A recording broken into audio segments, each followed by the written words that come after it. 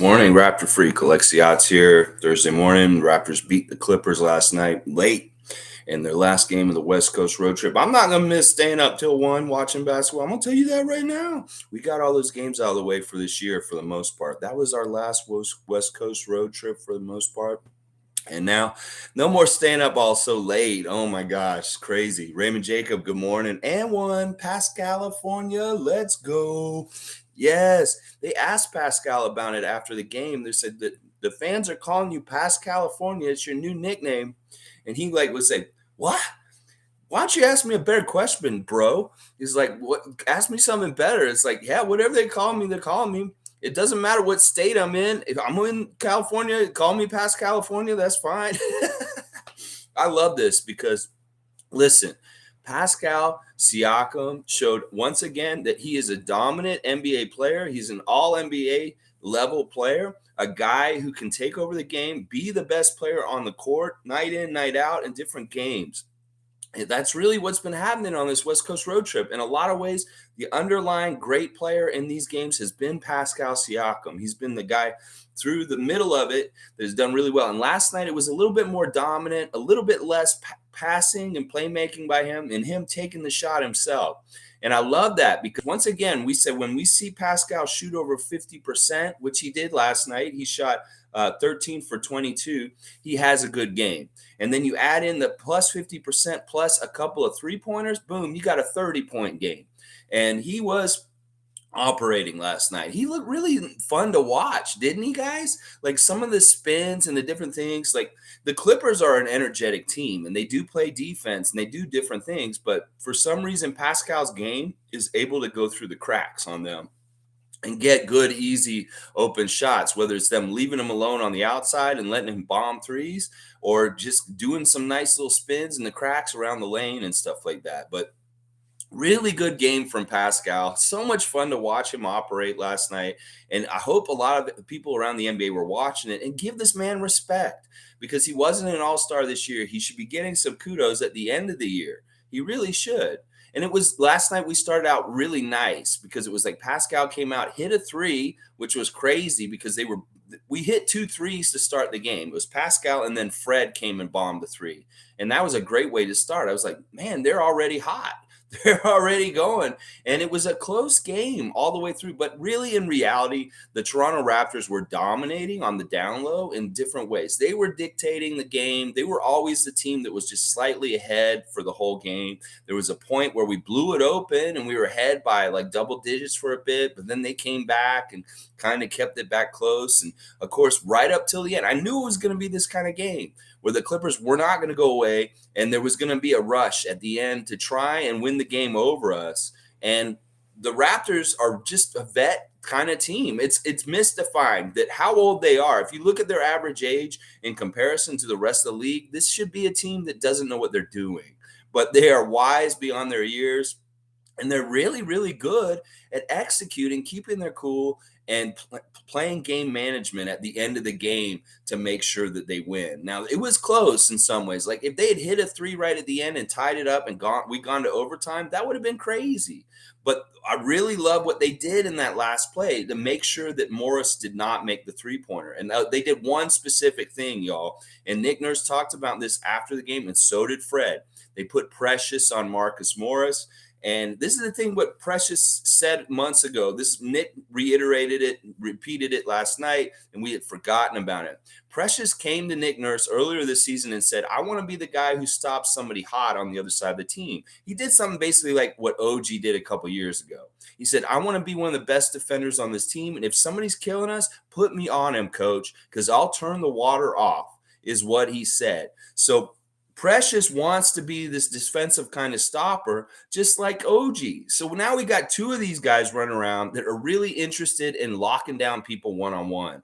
And that was part of what happened at the end of the game there. If you watch the very last play where Marcus was trying to get open for the three, Precious was all over him, playing perfect defense and agitating him from getting a good look at the basket. And I love that. Fred said it himself, too. He said, after the game, Precious' best attribute may be his defense. That there's some things about him defensively that are just badass, whether it's his length coupled with his footwork, because he can move laterally really quickly with his legs. And for a guy that size, he can really sidestep and move laterally really well.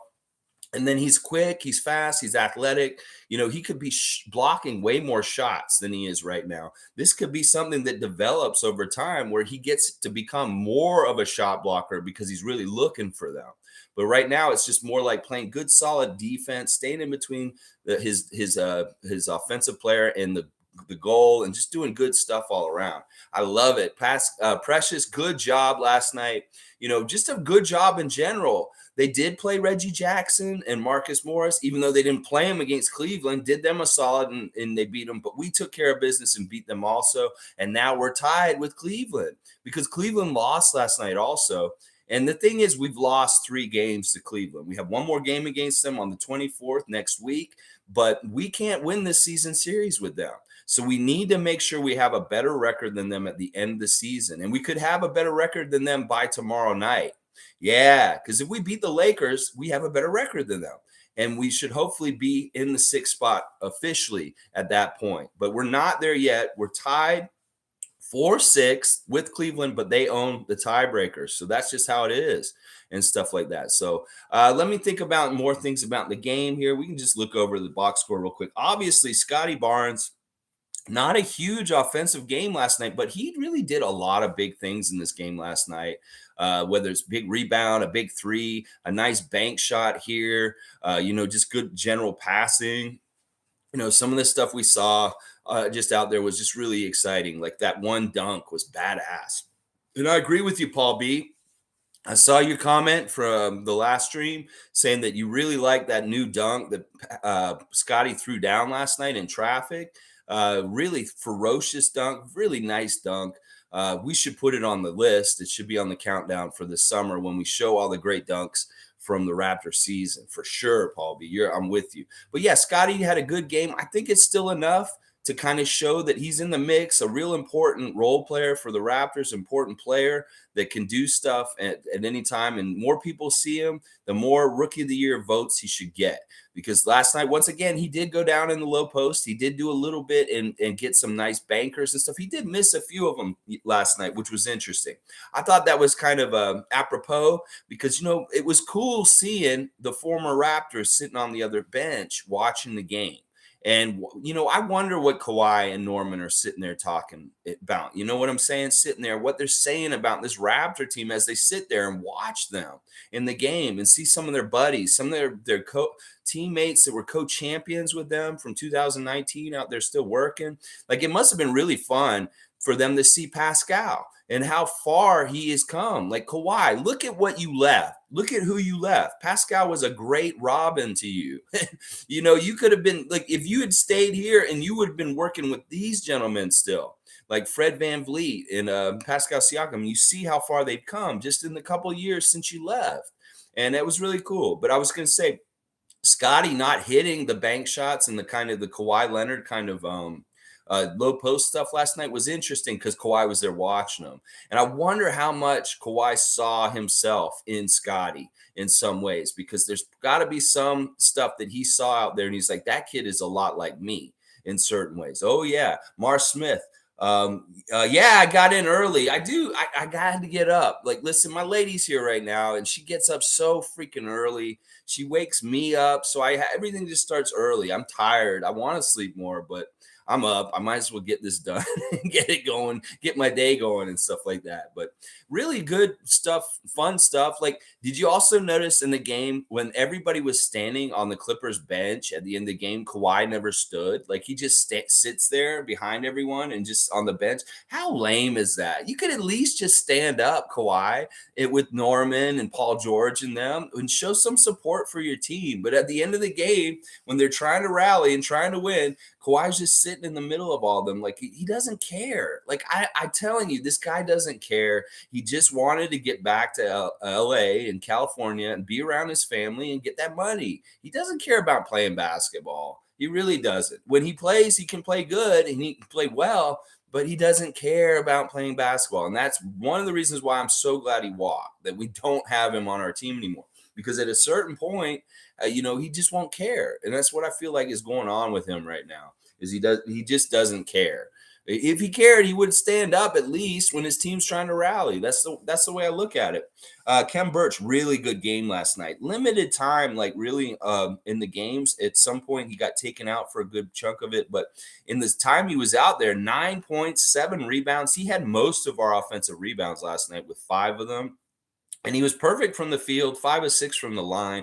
Just a great game from Kem. He looks more like he did at the beginning of the season before a lot of the injuries this year, with like really open shots, really nice work, efficient, making things down around the basket, not missing stuff, which is really good. Fred VanVleet, really a good bounce back game from the last game. Didn't do as much, but last night, he was a lot more aggressive in what he was trying to do with his shot. 21 points, just 3 assists, and he had 3 turnovers. But 3 for 9 from 3-point range and 7 for 17 overall. Not bad by Fred. That was good. Gary once again had one of these games where he did not shoot well. He was 1 for 9. He only had 1 3 out of 5 attempts, but he hit all of his free throws. He ended up with 7 points. And I would tell you right now, Gary Trent played really good, important minutes for us without scoring. He was out there being a defensive pest with two steals. He got 4 rebounds, and he did a really good job. Honestly, like even if he's not making his shot, he can do things out there that help us without taking away from things. Like as long as he's playing sound defense, he's a pest, making some steals and setting other guys up too, because he really is a decoy too. That's the thing. A shooter and a scorer like Gary Trent really gets a lot of attention, and he just being out there, even if he's not shooting his shot or making it, he is just a good distraction and a good thing that they have to worry about. So that takes the defense and makes it a lot easier to beat up when Gary's just his presence, even if he's not making his shot. I love that about him. So Raymond's saying, what do you think about Brooks's production? Well, let's look at his. He was one of the few guys who got off the bench last night. He had 9 minutes. He was 0 for 3, which isn't great. He missed all 3 of his 3-point attempts, and he only had 1 assist. He was -8 overall. Yeah, that's not super great, but they're giving him an extended look. They're giving him more of a look now, and I really is the kind of thing where I think they're looking at him for the possibility of adding him to our team and having him a part of things for the playoffs. But honestly, I don't think he's shown enough to me that I would pick him over anybody off our bench right now. Like I would almost rather still have Svi involved in the playoff roster over Brooks, just because he honestly he probably will be big time for us in the playoffs more than Brooks will, from what I'm seeing so far. So I don't know. I'm not super impressed with Brooks. I think he's been a good placeholder. Like if we need somebody to just be out there and not mess us up, like not make us look worse, but doesn't really add that much to make us look better either. It's kind of like he's a filler just until Malachi comes back, and then Malachi can hopefully take care of those minutes better with more production. Raymond Jacobs saying Brooks was renewed. Read that DJ's injury was season ending. Wow, that's awful. That's horrible to hear that DJ Wilson's injury, that's part of the reason why we did not continue with him. Yeah, and he got that second 10-day contract yesterday, Armani Brooks. Good for him. We'll see what happens. We'll see what's going on and stuff like that. Let's see. I'm going to continue to just look at the box score for a sec. Thaddeus Young was really good off the bench. Once again, he missed 2 free throws that really pissed me off. And that was like, man, you're a pro. You can't be doing that. But then he's like, he does so much other stuff right now that's really good and sound. Chris Boucher, interesting off the bench. He had a little bit of everything, but not a whole lot. He had a 3. He had 6 rebounds, and he had 6 points. He got some interesting points here and there. But we really didn't rely on the bench at all last night. There was only 20 points off the bench. And, they outscored us off the bench big time last night. But it didn't matter. Pascal was the most dominant guy in the game, and that you couldn't deny that. You couldn't deny that. Precious off the bench, fantastic, 5 for 7 with 1 3, 6 rebounds himself, 11 points. He did have 4 turnovers, but otherwise, Precious, really good game, really good game.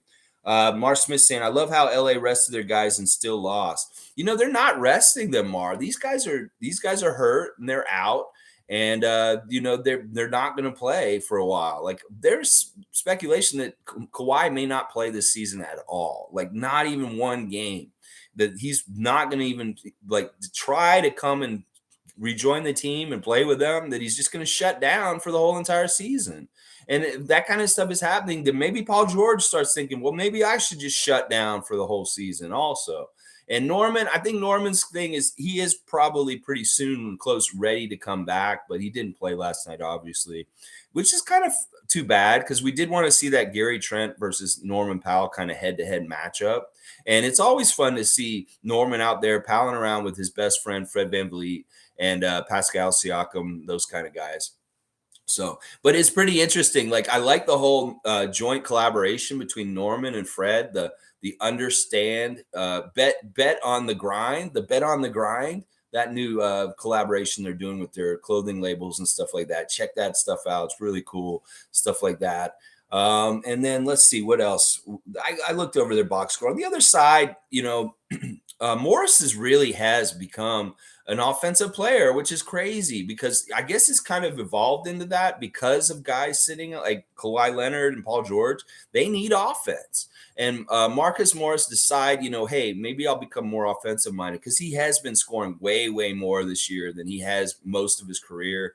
And then Reggie Jackson, yeah, he's a baller. He gets out in that near the basket. He really has a good time finishing. He's pretty good at finishing the ball.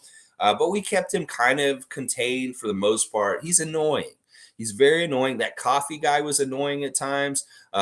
Covington coming back for his first game back. He played pretty good considering he had been out. That Terrence Mann guy always kills us. He is so annoying. His 16 points off the bench, 6 of 11 from the field, 9 rebounds for that kid. He's just active. He's all over the place. He's just annoying. I make all these puns while I'm watching about the man and the man bugging us and stuff like that. I was making a lot of fun of the Clippers' names last night, like Coffee and Hartenstein. I was calling him Fartenstein. Which was pretty funny, of course. 12 points, 5 rebounds for Hartenstein. He was a pest also. He was actually more of a pest than Zubac. It's very interesting. I thought Zubac was going to be a problem last night, but we neutralized him, and then they let their backup center come in and do more damage, actually. Luke Kennard, absolutely not a factor. Fantastic job on him. He missed both shots he attempted, and that's always good. We don't want to see that kid get any three-pointers and get going because he is so dangerous. Luke Kennard. He's really shown that this season. So overall, really good defense on the Clippers while also executing in our offense and doing good things at both ends. And that's good because the Clippers can be annoying on both ends, one way or the other. And we did good to outclass and outperform them at both ends, whether it's just keep on outscoring them or just clamping down and trying to make it hard on them to score. But the game was really close. It was a nice battle. And after such a long road trip, such late games this week, it would have been real easy for the Raptors just fold up shop and say, we're on a road trip and we're going to lose and we're going to go. But they didn't do that. They held the lead. They kept their poise and they did all the right things to close out the game, which was fantastic. I love it. Jimmy's saying, good morning, Jimmy. Always good to see you, man. I think he meant the Clippers rested Reggie and Morris the game before. Yeah, that was annoying. And like I said, Tyronn Lue was the coach of the Cleveland Cavaliers when they won their championship with LeBron James. So he does have an affinity for that franchise. And I don't know if he was trying to do a solid for them in a close playoff race between Toronto and us. But yeah, that was a bit of a difference with their lineup. And we can't control that. Teams are going to do whatever they're going to do with keeping guys out. But it was fishy to me. And I just like the fact that we took care of business anyway, because the only thing we can control as a team, we can't control the NBA. We can't control their narrative. We can't control the refs. We can only control how we play and overcoming everything amidst all of it. And that's the thing I love about this team is they're gutsy, they work hard, and they work together, and they're doing everything the right way. And that's why they're finding success. And I love that Fred and Pascal are leaders right now because it really is kind of like Pascal. Fred sets the tone of being like this kind of leader. I think that's part of the reason why maybe last year we got a lot of technicals, a lot of reactions, a lot of upsetness, because Kyle Lowry is that kind of leader. He will spaz out. He will get upset and get angry with the refs. And that's a role model for other guys. Whereas maybe Fred, as the head guy, the floor general, he puts out a different kind of vibe for us, a calm, cool, collected vibe that doesn't react, one that goes through the game, that doesn't get up and try and swing on LeBron for throwing the ball at your midsection or crashing you down in the court. You just get up and you go about your business and you go to the next play. And it's just looking for the next winning play in every situation and doing it for the team. There's so many good things about this Raptor team right now. So many good traits.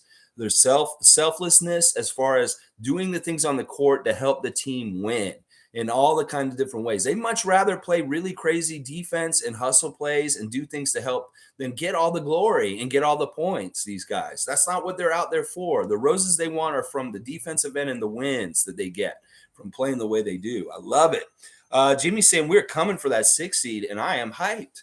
Yeah, I believe this too. Like, honestly, before this road trip started, well, let's say after the Cleveland game when we had lost 3 in a row, 2 of them to 2 of the worst teams in the Eastern Conference, I was like, man, if we get out of the play-in, we'll be so lucky. Well, now at this point, I feel like we've controlled our destiny by winning most of these games on this road trip, that we now, it is very likely that we will get out of the play-in.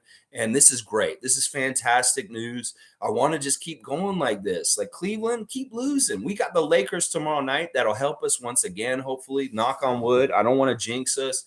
I'm pretty sure we can sweep the city of Los Angeles this season, because we got one more game to go, and it's tomorrow night. And it's those pitiful Lakers who once again went to Minnesota last night and got their ass beat. They got down by 20 once again real early in the game in the first half, and they never really came with a fight or any kind of thing like that, and they lost. They continue to lose. They continue to look like shit, and we need to continue that streak for them, because it's cool, because we look way better. And LeBron and what is going on with him, he just continues to look all this so more shitty. Like, people like the Basketball Time Machine are putting out clips now. Like, he put out one yesterday that's it's labeled LeBron James is being exposed this season for all that he really is. And that's kind of what we're seeing right now at this point. Like, when you see how badly he's losing, this is the worst losing season LeBron's ever had in his career. His rookie year was pretty bad too, but not this bad. And in losing and seeing this kind of stuff, Sean David of the Basketball Time Machine had some really good points yesterday in his clip that he released yesterday about things about LeBron and how they're getting exposed this season. So very interesting. Let's see. Raymond Jacobs thinks we're going to get to the 5th seed. So you think we're going to get over Boston, or is it going to be somebody else that slides down low? Because Boston seems to be rising and rising. The NBA is going to keep helping them trying to get up there. And what could it be? Chicago? I mean, I know they keep losing recently, even though they have Caruso back. They're still losing to a degree. Like, they lost again last night, which is too bad. And Jimmy Pope saying exactly. Pascal hitting his stride, and I'm loving it.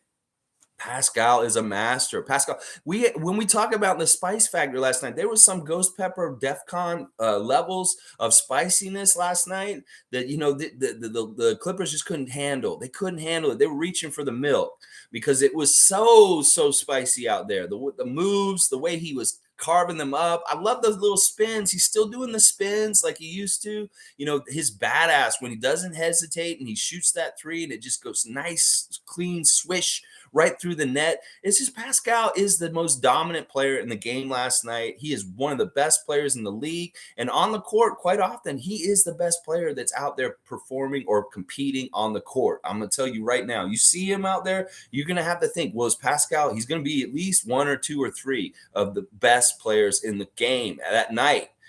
So I love it. G saying Crypto Center needs to change his name again. It's now the Raptor Center. Yes, past California, Fred Van Nuys, Scotty Wood, all these California names. We're annexing parts of the court and saying, this is Toronto. This is we the North territory now, because our defense is here. You're not allowed to come in here and score anymore. This is our new Matumba. We annex courts defensively and say, this is Canadian territory now. You only use loonies and toonies in this area, and we have bags of milk in this lane now, and you have to come in and respect. This is new Canada territory. U.S. went and annexed Alaska. They went and annexed Hawaii. Well, we're annexing your paint on the defensive end. Y'all can't come in here no more without permission, and if you do come in here and try and score, we're gonna block you. Yeah, that's what we're doing. We're imperialistic Canadian basketball team that is taking over courts left and right all around the West Coast. I love it. Yeah. Mar Smith saying, I bet LeBlanc will sit out on Friday. He don't want no smoke. Don't want that smoke. Listen, if there is a good chance this is true. We keep saying this. It's a possibility of two different things. LeBron doesn't want this. No, he doesn't. We know he doesn't. He's lazy. If he could get around not going to customs, he'll just skip our city and go right to the next city on their West Coast trip. He won't go from Minnesota to Toronto. I don't know if he's in Canada right now. He was supposed to fly in last night. Maybe he's still in the US and he didn't even come across the border. Didn't even want to deal with any of this over here. So, but he does love Toronto too. And maybe he did want to come over here and hang out with Drake and stuff like that. But then also, does that mean he's going to play or not? So there's different levels to it. I don't know if he'll play or not. He did seem like he hurt his knee a little bit more last night. That's what they're kind of saying. And so he has a good excuse for not showing up. If they want to put him on the injury report, they'll say his knee's acting up and he's not going to play. Either way, I don't care. Show up and play. We'll beat your ass. Don't show up and play and sit there and watch us beat your team in front of it. Either way, we love it. We love it. We're going to see you sitting there with your crying LeBron memes and we'll be drinking your salty tears. Oh, yeah, we will. Oh, yeah, we will. Jimmy Pope saying Scotty was hyping him up. So awesome. Los Angeles. I hope the guys don't relax. I know the Lakers are a dumpster fire, but they can't let up at all. No mercy. So you're saying Scotty was hyping up Pascal, or was he hyping up LeBron? I don't understand exactly. Jimmy, just reply to me real quick. Los Angeles. I love that, G. That's so good. Los Angeles. I was thinking about this. There's so many L's in these words. Such alliteration. Los Angeles, Lakers, LeBron, losing. Yes, such alliteration as an English major in university in writing, creative writing. L's, la, la, la, la, la, la, losing. That's what it is. Pascal. Okay, so he's praising Pascal.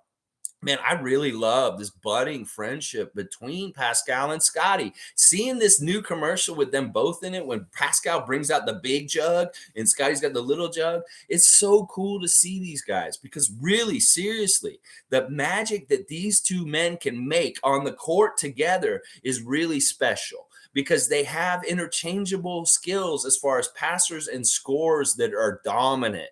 So when you have two players that are that good at both things, that both these guys are playmakers and point guards at their height right now, and they're able to go and do things in the low post and kill people or hit threes, do it all. The fact that these guys can work off each other is amazing. There was that one pass that was a little messed up, that full court pass last night that Scotty messed up. It was a little bit too much on it to get it to Pascal. But there's going to be more and more of that kind of stuff. Like Scotty gets more comfortable with the basketball court in the NBA and the dimensions stuff like that. We're going to see more Kyle Lowry football passes. We're going to see more full court, like badass pinpoint, like throws, like Brett Favre or not Aaron Rodgers, an NFL quarterback would throw. So good, so good. Yeah, Jimmy's saying they create such good mismatches. They really do off of each other or just themselves. People are coming and crashing down on Pascal. He's throwing the ball over and there's Scotty in the corner hitting the three. Boom. Yeah, it's so good. Yeah, that was funny, Mar, wasn't it?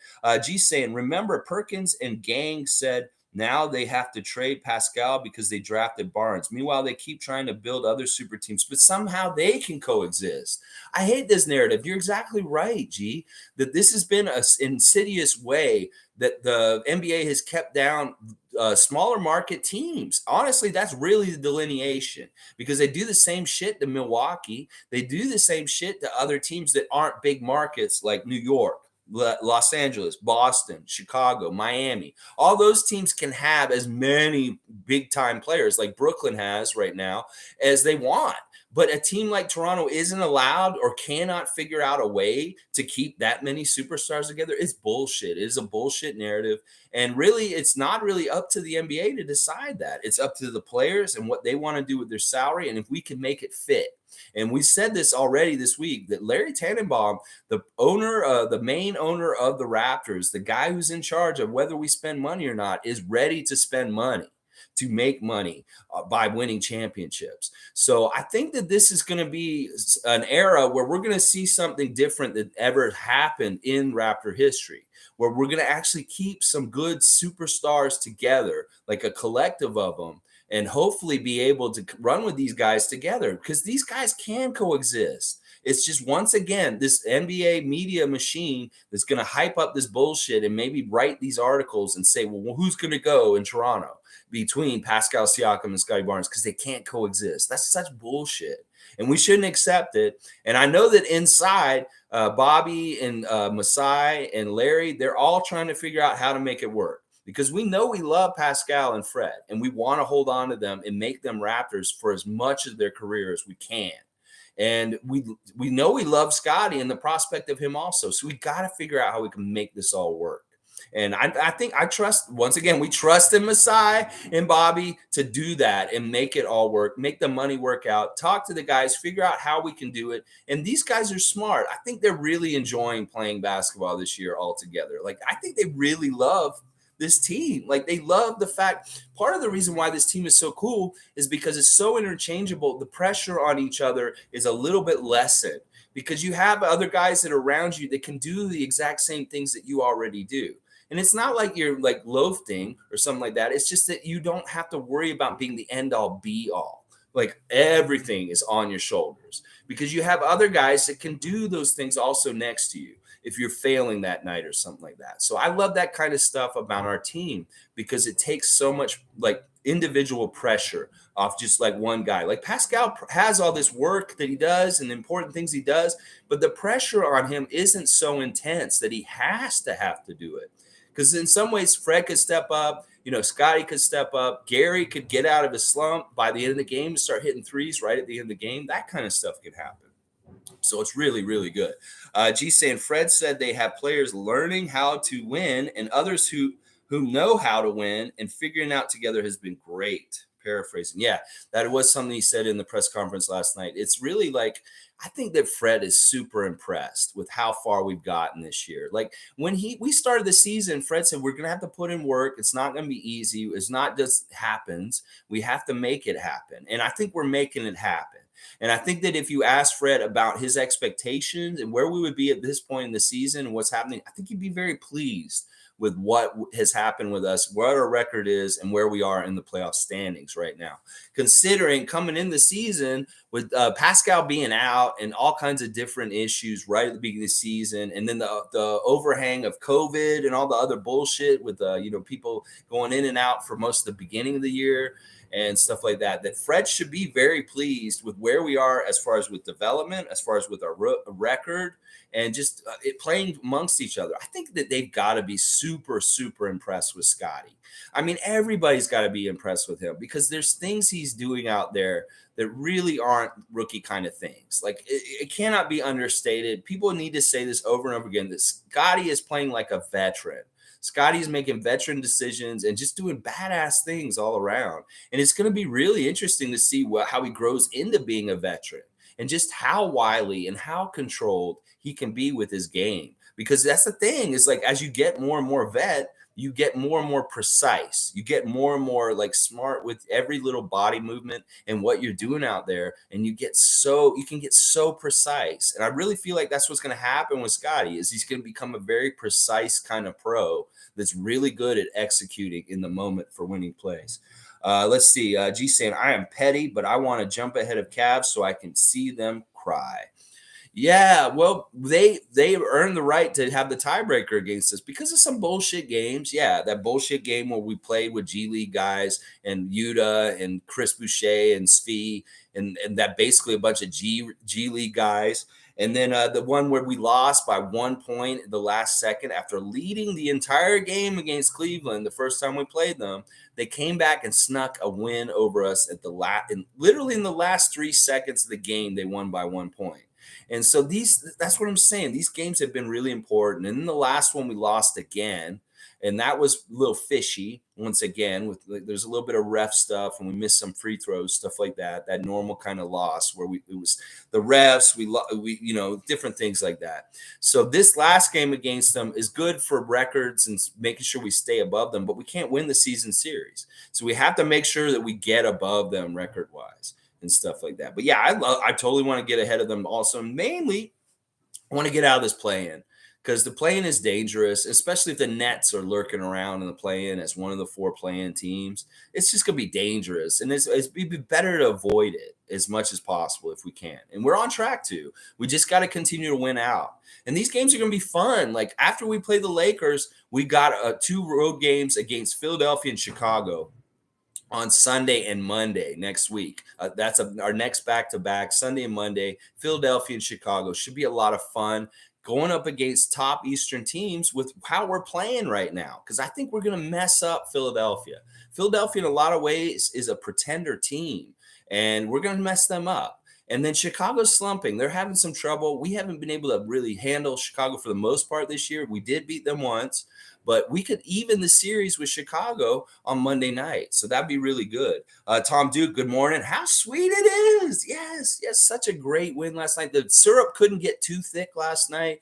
They were keeping close to us for most of the game. There were a little bit of times where I was saying, oh, pour that syrup on now. But they always kind of came and closed the margin a bit, and a really great way to win, like just only by 3 points. Very close game last night. Gutsy win against, a team that was really trying. Once again, we see Steve Ballmer acting crazy at the baseline and woo, and so like, who cares? It's so stupid. And we once again we went in the crypto crypt and messed up the LA team. And that is why on Friday I want to sweep the city of Los Angeles for the year. We're 3-0 against the LA teams. We just got to beat the Lakers in Toronto on Friday night, and we have 4-0, and that's badass. A true Pascalifornia.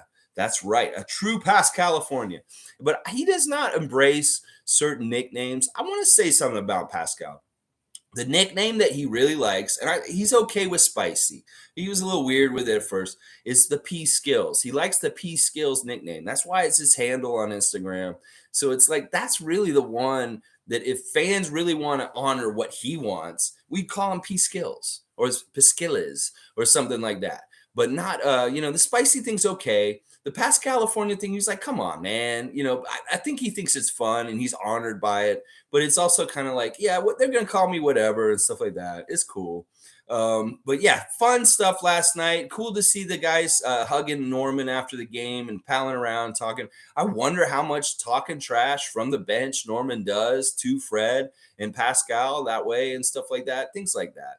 And the other thing we got to think about and wonder about Friday night is OG going to suit up and be back in our lineup, because there's a very strong possibility, y'all, that OG Anunoby will be back for us on Friday. So we'll have to see how that works out, because they're not going to wait for his finger to fully heal. So it's kind of like, well, you could play on it and we could really use you in some ways. It may be this kind of thing where he doesn't get to start right away and we continue to start kind of the guys we've been starting. And then like maybe he gets back in the starting lineup as his offense comes back around from his finger or something. I don't know. All right, well, we're just doing a reaction today, just under 40 minutes right now. Don't have to go too long today unless you guys have anything you want to talk about still. I'm just glad they're coming back from this road trip. Once again, this jet lag is unfair. You're going to have to deal with jet lag really quickly. And I think the game's at 7:30 tomorrow night, which, it's going to be weird, like getting your body back oriented to Eastern time and stuff like that. But at least this really, really serious road trip, this last West Coast swing, this tough is out of the way. And most of the games for the rest of the season now are going to be in Eastern Conference time. And they're going to be, we're going to have a good assortment of road games and home games. There's a lot of home games still here in Toronto in the last couple weeks of the game of the season.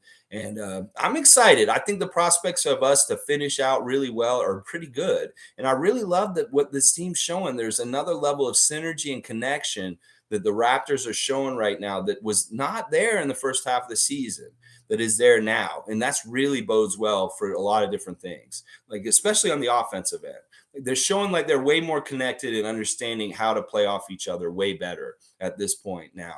All right, guys, thanks for watching. Please like, comment, subscribe if you can. Hit that red button if there's anything I said that was entertaining or you found insight in. Tom Duke saying, will the West change and have LeBron watching the playoffs? Lakers sure look bad. I'm actually thinking that LeBron's going to try and tank out of the play-in.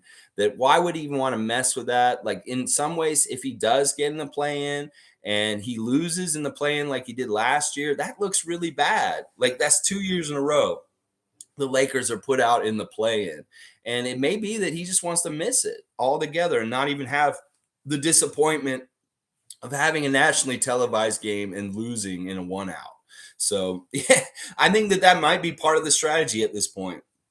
That one of the things with getting beat by the Raptors twice in 1 week, hopefully tomorrow night, will be like, well, why are we even doing this? Let's just close up shop. Let's not even try and make the play in. Let's let Portland or San Antonio jump up and take our spot and just get out of this mess and end this nightmare season for them.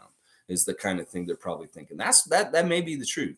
All right, guys, like, comment, subscribe. Thanks again. Let's go Raptors. What a great road trip. 5-1. I'm so impressed. That is 2 more wins than I thought y'all would get on this road trip, and I'm so happy about it.